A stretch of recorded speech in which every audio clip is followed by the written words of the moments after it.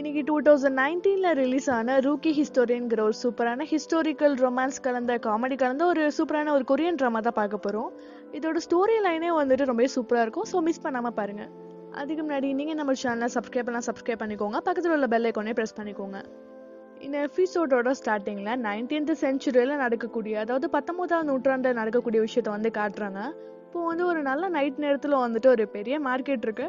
இப்போ எங்கே பார்த்தாலும் நிறைய பெண்கள் வந்து ஏதோ ஒரு பொருளெல்லாம் வாங்கிட்டு இருக்காங்க. அப்போ அந்த சமயத்தில் ஒரு குரல் கேட்குது, நான் வந்து ரொமான்ஸ் நாவல் சொல்ல போகிறேன், ஒரு காதல் கதை சொல்ல போகிறேன்னு எல்லாரையுமே கூப்பிடுறாரு. இப்போ அந்த மார்க்கெட்டில் இருக்கக்கூடிய எல்லா பெண்களுமே அந்த இடத்துக்கு போயிடுறாங்க. நான் மாஸ்டர் கிம்மோட லவ் ஸ்டோரி தான் சொல்ல போகிறேன். மேக்னோலியாங்கிற ஒரு அற்புத பூ வந்து ஒரு வருஷத்துக்கு ஒருத்தர் தான் பூக்கும்னு சொல்லி அந்த ஸ்டோரியை சொல்ல ஆரம்பிக்கிறாரு. இந்த நாவலோட கதாநாயகி ஜார்ஜ் எங்கேயும் ஆச்சரியப்பட்டு போயிட்டாங்க. ஏன்னா ஹீரோ மிஸ்டர் கிம் வந்துட்டு அவங்களுக்காக அந்த பூவை எடுத்துட்டு வந்திருக்காரு அப்படின்னு சொல்லிட்டு இருக்கோம். இங்க அதே டைம்ல இதே ஸ்டோரியை இங்கேயும் சில பேர் வந்து சொல்லிட்டு இருக்காங்க. இந்த ஸ்டோரியை கேட்குற எல்லாரும் மூஞ்சிலையும் வந்துட்டு அவ்வளோ ஒரு ஆர்வம் தெரியுது மீதிய ஸ்டோரி தெரிஞ்சுக்கிறதுக்கு. அப்ப இந்த ஸ்டோரியோட ஹீரோ மிஸ்டர் கிம் வந்துட்டு, இந்த அற்புதமான பூவை நீ பார்க்கணுங்கிறதுக்காக நான் உனக்காக எடுத்துட்டு வந்தேன்னு சொல்லி ஹீரோயின் பக்கத்துல போகும்போது அவங்க ஹார்ட் அப்படியே லேப்டாப்னு துடிக்க, அவங்க வயிற்றுல பட்டாம்பூச்சி குதிக்க, அவங்க லிப்ஸ் அப்படியே டச் பண்ண அப்படி சொல்லி ஸ்டாப் ஆயிட்டாரு. அப்ப இந்த டைம்ல தான் எல்லாரோட எக்ஸைட்மெண்ட்டும் ரொம்ப ஓவர்லோட் ஆயிடுது. சீக்கிரம் அப்புறம் என்ன நடக்குது அப்படி சொல்லி கேக்குறாங்க. உடனே ஒரு ட்ரேவை தள்ளி விட்டுட்டு போய் காசு வாங்கடான்னு சொல்லிட்டு அவரோட அசிஸ்டன்ட் கிட்ட வந்து சொல்றாரு. இப்போ அவரும் வந்து காசு கேட்க வரும்போது எந்த கவலையும் இல்லாம அவங்க கிட்ட இருக்க எல்லா காசையுமே வந்து கொட்டி கொடுத்துட்றாங்க. இதுலயே தெரியுதாங்க இருக்கக்கூடிய மக்கள் வந்துட்டு அந்த ரொமான்ஸ் நாவல் மேல எவ்வளவு பைத்தியமா ஆர்வமா இருக்காங்கன்னு. அப்ப இங்க அவரும் மீதி ஸ்டோரியை சொல்ல ஆரம்பிக்கிறாரு. அப்ப அதே டைம்ல தான் இங்க ஹீரோயினை வந்துட்டு காட்டுறாங்க. இங்க ஹீரோயினை வந்துட்டு சில பேருக்கிட்ட ஸ்டோரி சொல்லிட்டு இருக்காங்க. அப்ப அவங்க வந்து என்ன சொல்றாங்கன்னா, அவரோட கை கால்லாம் கொஞ்சம் கொஞ்சமா செயலிழக்க ஆரம்பிக்குது. அப்ப அந்த துப்பாக்கியோட டூட்டம் வந்துட்டு அவர் மூளைக்குள்ள போய் அவரோட பிரெயினை வந்துட்டு எங்க பார்த்தாலும் செதறி போயிடுச்சு. அவரோட வெடிச்சு போன அந்த நரம்புல அந்த ரத்தம் வந்து சும்மா அருவி மாதிரி கொட்டுச்சு. பார்க்க போனா ஹீரோ வெதர் வந்துட்டு அவனோட டெஸ்க்ல உட்கார்ந்து இருக்கும் போது அந்த சூசைடை செஞ்சிருக்கான் போல. அவ்வளவுதான் அவனோட கதை முடிஞ்சிடுச்சு அப்படின்னு சொல்லுவோம். இதெல்லாம் கேட்டுட்டு இருந்த ஒரு யங் லேடி வந்துட்டு, என்னது வெதர் வந்துட்டு கல்யாணம் பண்ணிக்காம ஒரு பேச்சுலரா இறந்து போயிட்டானா அப்படி சொல்லி கேக்குறாங்க. அப்ப அங்க இருக்கிற எல்டர் லேடி ஒருத்தவங்க வந்துட்டு, எதுக்கு இப்ப நீ வந்து அவசரப்படுற, அந்த பொண்ணு கிட்ட நான் சொல்றேன் அப்படின்னு சொல்லிட்டு ஹீரோயின் கிட்ட வந்து சொல்றாங்க. ஏமா பொண்ணு, அதெல்லாம் கொஞ்சம் ஸ்கிப் பண்ணிட்டு கொஞ்சம் ஃபர்ஸ்ட் நைட் சீனுக்கு வாயேன் அப்படி சொல்றாங்க. என்ன சொல்றீங்க, ஹீரோ வெதர் வந்துட்டு இறந்து போயிட்டான், அவ்வளவுதான் அந்த கதை முடிஞ்சிருச்சுன்னு சொல்றாங்க.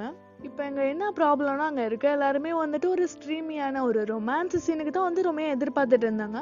ஆனா ஹீரோயின் வந்துட்டு அந்த நாவல்ல உள்ள ஹீரோ வந்துட்டு இறந்து போய் ஒரு ட்விஸ்டோட முடிச்சிட்டாங்க. அதனால அவங்க எல்லாருக்குமே வந்துட்டு ரொம்ப ஏமாற்றமா இருக்கு. அந்த டென்ஷன்லாம் ஹீரோயினை வந்துட்டு வெளியே துரத்து விட்டுறாங்க. அப்ப எங்க ஹீரோயின் வந்துட்டு, நான் உங்களுக்கு 2 வாரமா கதை சொல்லியிருக்கேன், என்னோட வாய் வலிக்கு, அதுக்காவது காசு கொடுங்க அப்படின்னு சொல்லி கேக்குறாங்க. நீ சொன்னதுக்கெல்லாம் பேரு கதையா? உன்னோட குப்பையை நீயே எடுத்துட்டு போ, உனக்கு காசும் கிடையாது ஒரு மண்ணும் கிடையாது, இந்த மாதிரி நோபல் லேடி கிட்ட இந்த மாதிரிலாம் பேசிட்டு இருந்தேன்னா உனக்கு பெரிய பனிஷ்மெண்ட் கிடைக்கும் அப்படின்னு சொல்லி மிரட்டிட்டு அங்கேருந்து போயிடுறாங்க.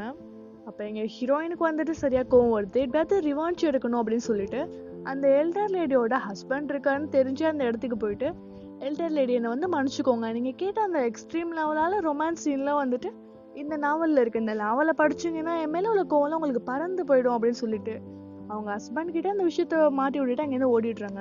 அப்ப அவரும் வெளியே வந்து அந்த புக்கெல்லாம் பார்த்துட்டு, என்ன கரும புக்கு இது அப்படின்னு சொல்லிட்டு ரொம்ப கோவமா அவரோட ஒய்ஃபை தேடி போறாரு. அப்ப இதெல்லாம் பார்க்கும் போதுதான் ஹீரோயினுக்கு ரொம்ப திருப்தியா இருக்கு. அதுக்கப்புறம் இங்க யாரோ 2 பேரை காட்டுறாங்க. அப்ப அந்த இடத்துக்கு ஹீரோட அசிஸ்டன்ட் வந்து பார்த்துட்டு, நீங்க 2 பேரும் என்ன பண்ணிட்டு இருக்கீங்க அப்படி சொல்லி கேக்குறாரு. இந்த லேடி யாருன்னு பார்த்தா கோர்ட்ல வேலை செய்யக்கூடிய ஒரு பெரிய பொசிஷன்ல இருக்கிற ஒரு நோபல் லேடி. அவங்க கூட இருக்க அந்த பர்சன் வந்துட்டு ரொம்ப நார்மலான ஒரு ஆளு. இப்ப அவங்க 2 பேரையும் பார்த்துட்டு, ராஜா இருக்கக்கூடிய அரண்மனையில என்ன காரியம் செஞ்சுட்டு இருக்கீங்க அப்படி சொல்லி கேக்குறாரு. அப்ப 2 பேருமே வந்துட்டு, இல்ல இவங்க மேல தப்பு இல்ல, நான் தான் இவங்களை அழைச்சிட்டு வந்தேன் அப்படி சொல்லிட்டு மாறி மாறி அவங்க மேலேயே பழி சொல்லிக்கிறாங்க. அப்ப அந்த இடத்துலதான் ஹீரோ வந்து பாக்குறாரு. இவர் தான் இந்த டிராமாவோட ஹீரோ, பிரின்ஸ் ஈரியம். அப்போ வந்து பெரிய பனிஷ்மெண்ட் கொடுக்க போறாருன்னு பார்த்தா எதிர்பார்க்காத சில விஷயத்தெல்லாம் வந்து கேட்டுட்டு இருக்காரு. நீங்க 2 பேரும் ஒருத்தர் அவ்வளவு விரும்புறீங்களா? நீங்க ஃபர்ஸ்ட் டைம் வந்து எங்க மீட் பண்ணீங்க, உங்களோட ஃபீலிங்ஸை பத்தி கொஞ்சம் டீட்டெயிலா சொல்லுங்க அப்படின்னு சொல்லிட்டு நோட்ஸ் எல்லாம் எழுதிட்டு இருக்காரு. இது கேட்கும் போது அந்த 2 பேருக்குமே ரொம்ப ஆச்சரியமா இருக்கு. இருந்தாலும் சொல்ல ஆரம்பிக்கிறாங்க. அதுக்கப்புறமா பிரின்ஸும் அவரோட அசிஸ்டண்டும் வராங்க. பாத்தீங்களா, உங்களோட ஸ்டோரிக்காக அந்த 2 பேரையும் நான் கண்காணிச்சு கரெக்டான டைம்ல போய் பிடிச்சிருக்கேன். இதுக்காக நீங்க என்ன கொஞ்சம் பாராட்ட கூட மாட்டுறீங்க அப்படின்னு சொல்லுவோம். சரி, எனக்கு கொஞ்சம் கியூரியஸா இருக்கும், உனக்கும் இந்த மாதிரி ஃபீலிங்ஸ் எல்லாம் வந்திருக்கான்னு ஹீரோ கேக்குறாரு. எனக்குள்ள நிறைய ஃபீலிங்ஸ் எல்லாம் வரும், எப்ப என்ன ஏதாவது பொண்ணு பார்த்துச்சுன்னா எனக்குள்ள நிறைய ஃபீலிங்ஸ் வரும். நீங்க என்ன வச்சு ஒரு புது புக்கே ஸ்டார்ட் பண்ணலாம், என்கிட்ட நிறைய டைட்டில்ஸ் எல்லாம் இருக்கு, நானும் என்ன சுத்தி ஒரு 3000 பெண்களும் அப்படி சொல்லிட்டு நிறைய டைட்டில் எல்லாம் சொல்லிட்டு இருக்காரு. ஹீரோக்கு அதெல்லாம் வந்துட்டு கொஞ்சம் கூட இன்ட்ரெஸ்ட் இல்லை, நீ பாட்டுக்கு ஏதாவது ஒலரிட்ரி அப்படி சொல்லிட்டு ஹீரோ பாட்டுக்கு வந்துட்டாரு. ஏன்னா பிரின்ஸ் ஈரிம் வந்துட்டு சீக்கிரட்டா ரொமான்ஸ் நாவல்லாம் வந்து ரைட் பண்ணுவாரு, அதனால தான் இப்படிலாம் வந்து ஸ்டோரியை கலெக்ட் பண்ணிட்டு இருக்காரு. அதுக்கப்புறம் நெக்ஸ்ட் டே மார்னிங் ஆகுது, இங்க ஒரு ரூம்ல வந்துட்டு நிறைய நாவல் புக்கெல்லாம் வந்து கொட்டி கிடக்குது. இது யாரோட ரூம்னு பார்த்தா ஹீரோயினோட ரூம் தான் வந்துட்டு. அவங்க பேரு வந்துட்டு ஹெரின். அப்போ உடனே ஒரு மைடு வந்துட்டு ஹீரோயின் எழுப்பி போட்டுட்டு இருக்காங்க, சீக்கிரம் எந்திரிங்க, மணி வந்து 9 ஆகுது, இவ்வளவு நேரம் தூங்கிட்டு இருக்கீங்க அப்படி சொல்லி சொல்லும் போது, என்னாச்சு இன்னும் அலாரம் அடிக்கவே இல்லையே அப்படின்னு ஹீரோயின் கேக்குறாங்க. அதுவே வந்துட்டு ஒரு ஓட்ட அலாரம், அதை வச்சு எவ்வளவு நாளைக்கு ஓடிட்டு இருக்கீங்க, அப்புறம் இந்த விஷயத்த உங்ககிட்ட சொல்லலாமான்னு எனக்கு தெரியல, ஆனா எவ்வளவு நாளைக்கு இந்த நாவல்ஸ் புக்கே படிச்சுட்டு இத கதையை போய் மத்தவங்க கிட்ட சொல்லிட்டு இதெல்லாம் வந்துட்டு ஒரு வேலையா அப்படி சொல்லி கேட்கும் போது, இதை விட வேற பெரிய வேலை எங்க இருக்கு, இதுல வந்து நல்லா காசு கிடைக்குது இல்ல அப்படின்னு ஹீரோயின் சொல்றாங்க. எங்க இந்த கதையெல்லாம் சொல்லி அந்த நோபல் லேடிஸ்லாம் வந்துட்டு உங்களை விரட்டி விட்டுறாங்க, எங்க காசு கொடுக்குறாங்க அப்படின்னு சொல்லும் போது ஹீரோயின் ஒண்ணுமே சொல்லாம இருக்காங்க. அப்புறம் அடுத்த சீன்ல பிரின்ஸ் ஈரிமா காட்டுறாங்க. எபிசோடோட ஸ்டார்டிங்ல அந்த மார்க்கெட்ல ஒருத்தர் வந்துட்டு ரொமான்ஸ் நாவல் வந்து சொல்லியிருப்பாரு. அந்த மாஸ்டர் கிமோட லவ் ஸ்டோரிங்கிற ஒரு மாஸ்டர் பீஸ் வந்துட்டு பிரின்ஸ் ஈரிம் தான் வந்து ரைட் பண்ணிருப்பாரு. அதுக்கான அடுத்த பார்ட்டை ரைட் பண்றதுக்கு தான் வந்துட்டு யோசிச்சுட்டு இருக்காரு. அப்ப ஏற்கனவே 2 பேர் வந்துட்டு அவங்கள்ட்ட லவ் ஸ்டோரி சொல்லியிருப்பாங்க, அதையும் வந்து ஹீரோ நோட்ஸ் பண்ணிருப்பாரு. அப்ப அதையும் கலந்து அவரோட இமேஜினேஷனையும் யூஸ் பண்ணி ஒரு புது ஸ்டோரி லைனை வந்து கிரியேட் பண்றாரு அடுத்த ஸ்டோரிக்கு. அப்ப இங்க வந்து ஒரு கிளாஸ் நடந்துட்டு இருக்கு, எப்படி வந்துட்டு ஒரு நல்ல மனப்பெண்ணா இருக்கிறது, ஃபியூச்சர்ல எப்படி வந்துட்டு ஒரு குட் ஒய்ஃபா இருக்கணும்னு சொல்லிட்டு இங்க எல்லா சின்ன பசங்களுக்கு எல்லாம் வந்து லெசன் நடத்திட்டு இருக்காங்க. அப்ப அந்த இடத்துல உட்காந்துட்டு ஹெரின் தூங்கிட்டு இருக்காங்க. அப்புறம் அடுத்த கிளாஸ்ல வந்துட்டு எப்படி ஒரு நோபல் லேடி நல்லா அடக்கமா பெண் மாதிரி நடக்கணும்னு சொல்லிட்டு சொல்லி கொடுத்துட்டு இருக்காங்க. அப்ப ஹெரின் வந்துட்டு நம்ம நடக்கிறது தானே அப்படின்னு சொல்லிட்டு அவங்க படுக்க இஷ்டத்துக்கு நடந்து போவோம், ஒரு அடியை போட்டுட்டு ஒழுங்கா பொண்ணு மாதிரி நடந்து போ அப்படின்னு சொல்றாங்க. அப்புறம் அடுத்த கிளாஸ்ல எது வந்து பேபி கன்சீவ் ஆகிறதுக்கு ஒரு பெஸ்டான மந்த் அப்படி சொல்லி கேட்கவும் அங்க இருக்க பசங்க எல்லாம் ரொம்ப கஷ்டப்பட்டு வந்து அந்த மந்த் எல்லாம் வந்து கால்குலேட் பண்ணிட்டு இருக்காங்க. அப்போ ஒரு சின்ன பொண்ணு வந்துட்டு, அதான் ஹெரின் இருக்காங்களே அவங்க எல்லாம் நம்மளோட சீனியரு, உங்களுக்கு நல்ல எக்ஸ்பீரியன்ஸ் இருக்கும், அவங்க கிட்ட கேளுங்கன்னு சொல்லி ஹீரோயினை மாட்டி விட்டுறா. அப்ப ஹெரின் உடனே வந்துட்டு அதுக்கான கரெக்டான பதில் சொல்லிட்டு ஒரு பெரிய எக்ஸ்பிளனேஷன்லாம் வந்து கொடுத்துட்டு இருக்காங்க. அப்போ உடனே அந்த எல்டர் லேடி வந்துட்டு நீ சொன்ன பதில் வந்து தப்பு அப்படின்னு சொல்லுவோம், ரொம்ப குழப்பமாயிடுது. நான் கரெக்டான பதில் தானே சொன்னேன் அப்படின்னு கேக்குறாங்க. நீ சொன்ன பதில் வந்து கரெக்டு தான், ஆனா உன்னோட ஆட்டிடியூட் வந்து ரொம்ப தப்பா இருக்கு, உனக்கு ஒரு விஷயம் தெரிஞ்சிருக்குன்னா உனக்கு தெரியுதுன்னு அதை காட்டிக்காம அடக்கமா இருக்கணும் அப்படின்னு சொல்றாங்க. சொன்னாலும் தப்பா இருக்கு, சொல்ல கத்தையும் குத்தமா இருக்கு, என்னத்த பண்றது அப்படின்னு பாத்துட்டு இருக்காங்க. அப்புறம் கிளாஸ் எல்லாம் முடிஞ்சிருது, இங்க ஹெரின் வந்துட்டு ரொம்ப சோகமா இருக்காங்க. அப்ப அந்த இடத்துக்கு அவங்கள்ட்ட அண்ணன் வந்துட்டு வா நம்ம ட்ரிங்க்ஸ் பண்ணலாம் அப்படி சொல்லி கூப்பிடுறாரு. அப்ப அவங்க மனசுல உள்ள கஷ்டம் எல்லாத்தையும் அவங்க அண்ணன் கிட்ட சொல்றாங்க.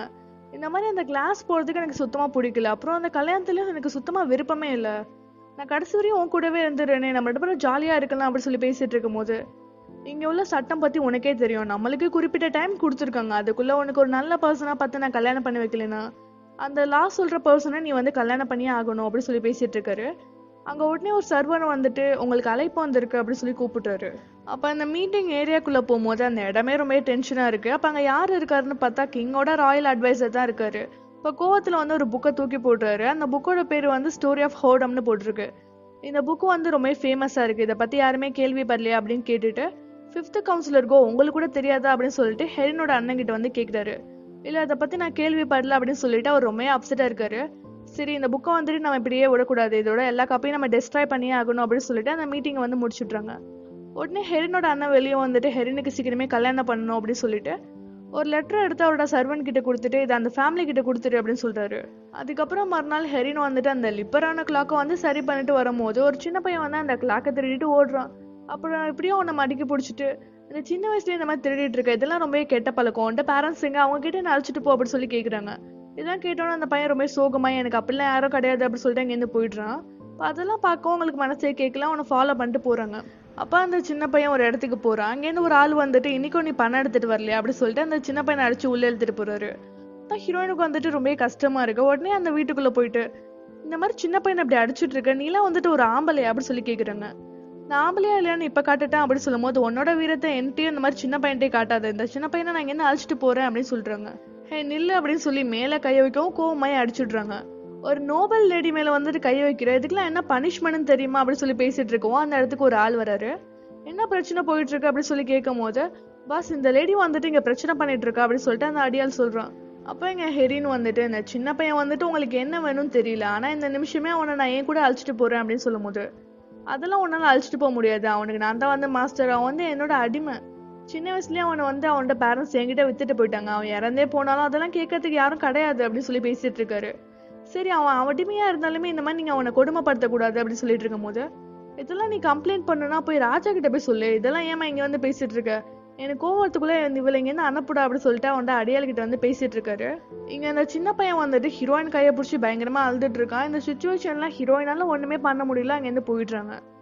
அப்புறம் இங்க பிரின்ஸ் ஈரிம் வந்துட்டு அந்த நெக்ஸ்ட் பார்ட்டை வந்து எழுதி முடிச்சுட்றாரு. அந்த புக்கும் வந்துட்டு அவரோட அசிஸ்டன்ட் கிட்டயும் அவரோட மைடு கிட்டயும் எப்படி இருக்குன்னு சொல்லி கேக்குறாரு. அதை படிச்சு பார்த்துட்டு அந்த 3 பேருமே அழுதுட்டு இருக்காங்க. இதை படிக்கும் போது எனக்கு ரொம்ப அழுகையா வருது, இது சரியான மாஸ்டர் பீஸ், என்னோட நெஞ்சே தொட்டுருச்சு அப்படி சொல்லி நிறைய சொல்லிட்டு இருக்காங்க. என்ன எல்லாத்துக்கும் வந்து சேம் எக்ஸ்பிரஷன் தானே, நான் போனதோ ரைட் பண்ண புக்குக்கும் நீங்க இதே மாதிரி அழுதுட்டு அதுவும் மாஸ்டர் பீஸ் தான் சொன்னீங்க அப்படின்னு கேட்கவும், இது உண்மையிலேயே வந்துட்டு மாஸ்டர் பீஸ் தான், மாஸ்டர் பீஸ் இல்லாமலே வந்துட்டு அங்க அவ்வளவு சேல் ஆகுது அப்படின்னு சொல்லி சொல்றாங்க. அப்படியா, ஒரு ஆத்தருக்கு வந்துட்டு அவன் ரைட் பண்ண புக்கு எப்படி சேல் ஆகுதுன்னு கண்ணால பார்த்தாதான் திருப்தியா இருக்கும், அதனால நானே போய் பாக்குறேன் அப்படின்னு சொல்லிட்டு ஹீரோ வந்து கிளம்புறாரு. இல்ல நீங்க வந்துட்டு தயவு செஞ்சு இந்த அரண்மனையில இருந்து வெளியே போகாதீங்க, அப்படி வெளியே போறதுக்கு உங்களுக்கு வந்துட்டு அனுமதி கிடையாது அப்படின்னு சொல்லிட்டு ஹீரோ தடுக்கிறதுக்கு பாக்குறாரு.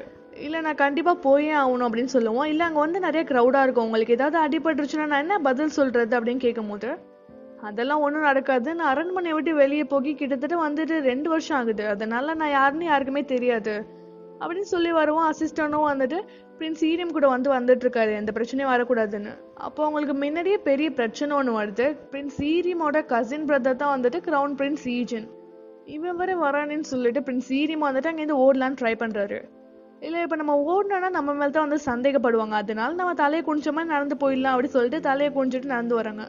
இதுக்கப்புறம் அவங்க 2 பேரும் மாற்றாங்களா என்னங்கிறத நெக்ஸ்ட் எபிசோட்ல பார்க்கலாம். இதோட இந்த எபிசோட் ஃபினிஷ் ஆயிடுச்சு. உங்களுக்கு இந்த வீடியோ பிடிச்சிருந்துச்சுன்னா லைக் பண்ணுங்க, ஷேர் பண்ணுங்க, கமெண்ட் பண்ணுங்க, மறக்காம சேனலுக்கு சப்ஸ்கிரைப் பண்ணுங்க, மறக்காம நம்ம இன்ஸ்டா பேஜும் ஃபாலோ பண்ணிக்கோங்க. தேங்க்ஸ் ஃபார் வாட்சிங்.